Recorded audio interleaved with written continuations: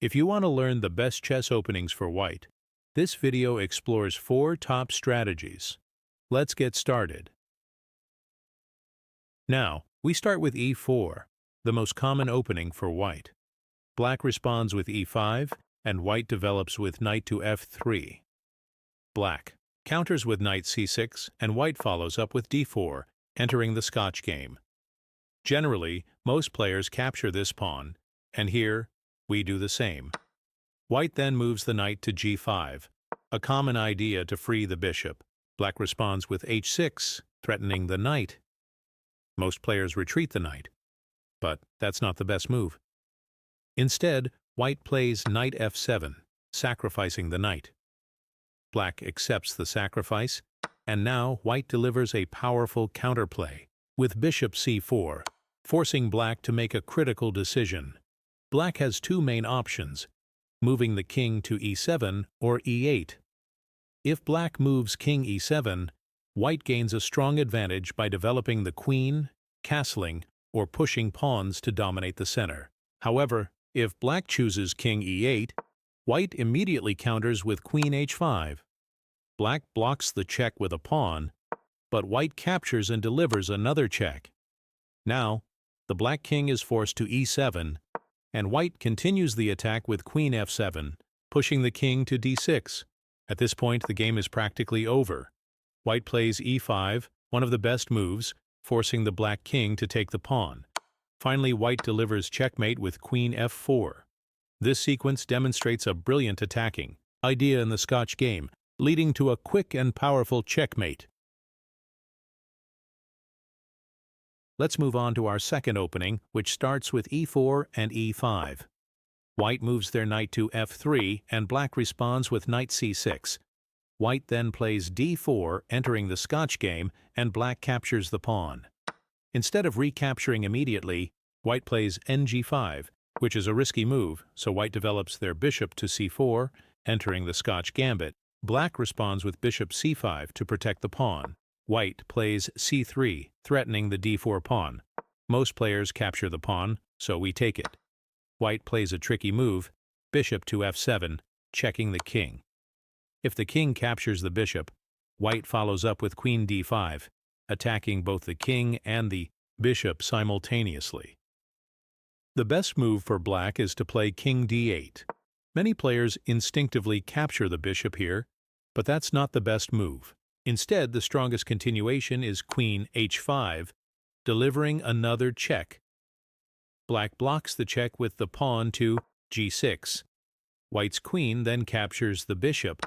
Black plays d6, attacking the queen, but white responds by capturing the c3 pawn, threatening black's rook. Black develops a knight to block the diagonal. At this point, many players move their bishop to g5, but that's not the best move.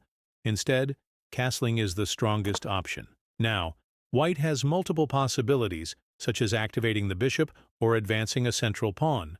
Black responds with bishop g4, pinning the knight.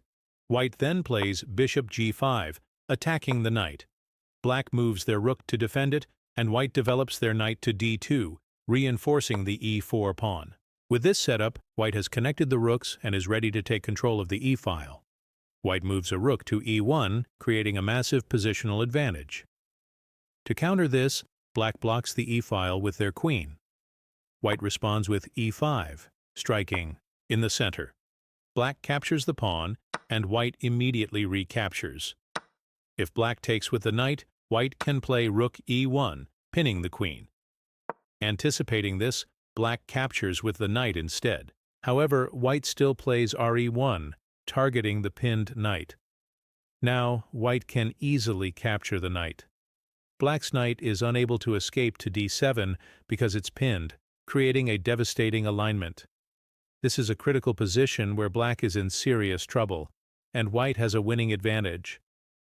Let's go into the third opening. We start with e4 and e5. Most players typically play knight f3 and knight c3, while white develops the bishop c4. In response, black plays knight f6, and white follows up with knight c3, while black continues with c6. White then plays d3, and black develops their bishop to c5. If white simply plays knight f3, it's a standard move, but instead, white plays f4, attacking the central pawn. If the pawn captures, the bishop will strike, helping white establish central control. While many players would capture the pawn, black instead plays d6, which is the best move here. Now, white doesn't capture the pawn, but instead pushes forward with f5, giving black a chance to castle. White then plays bishop g5, pinning the knight. White continues by maneuvering the knight and delivering a check to the king. In response, black plays h6, threatening the bishop. White retreats the bishop but maintains the pin and continue with your knight. However, instead of this, a tactical trick comes into play. White sacrifices the bishop and plays h4, an unexpected move. Now, black captures the bishop, but white strikes back, threatening the knight and opening up the h-file for the rook, and white going to moves their queen to h5. Once they move their knight, that's all game over. Black tries to defend by blocking the h-file with the knight. White continues with queen h5. Black attempts counterplay by delivering a check with bishop f2. The white king captures, and black follows up with bishop f5. Now white takes revenge. However, white is already planning a checkmate. Black tries to defend by moving the rook to e8, but white delivers a decisive blow by capturing the f7 pawn with the queen, checking the king. As the black king moves to h8, white sacrifices the rook, black captures, and now it's over, queen h5, a brilliant checkmate. The bishop covers the diagonal perfectly, sealing the victory. Let's explore the fourth opening. This time, instead of the common e4-e5, we go for the Sicilian defense with c5. White responds with a3, an unexpected move that can catch the opponent off guard.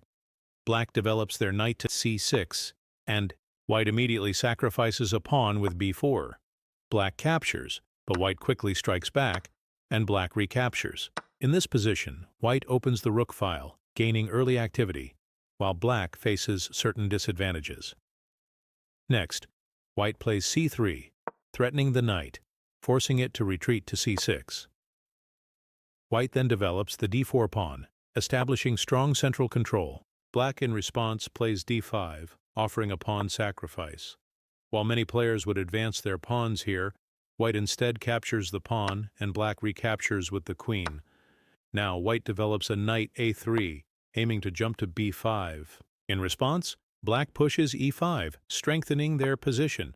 Now, white plays knight b5, aiming to jump to c7, where it would attack the king, rook, and queen all at once. To prevent this, black moves their queen back to d8. With this square now free, white advances a pawn to threaten the knight. Black retreats the knight, which is a common defensive move. White continues pushing the pawn, locking the position, with the bishop, queen, and knight all actively placed. At this moment, black plays a strong move, knight a6, controlling key squares. White responds with a bold sacrifice, giving up the rook. Black captures it, but white immediately jumps in with knight c7, checking the king. Not wanting to take any risks, black moves the king to d7 instead of capturing the knight.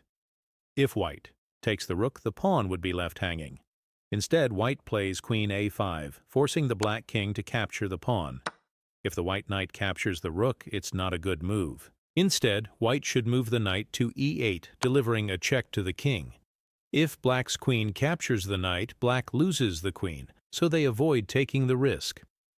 If black assesses the position and plays d5, it gives white a major advantage, as white can easily deliver checks with the bishops. Instead, black moves the king to e6.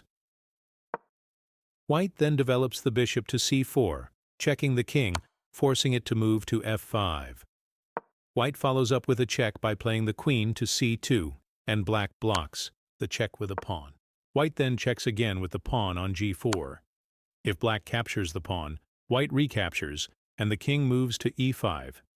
Now white has a mate in 2. White advances the pawn to f4, checking the king, which has no safe squares to move to. At this moment, black plays a brilliant en passant move. However, white captures the pawn with the knight, delivering a stunning checkmate. It's a tactical masterpiece, with all squares covered by white's pieces. Thanks for watching. Don't forget to like, share, and subscribe for more exciting chess content.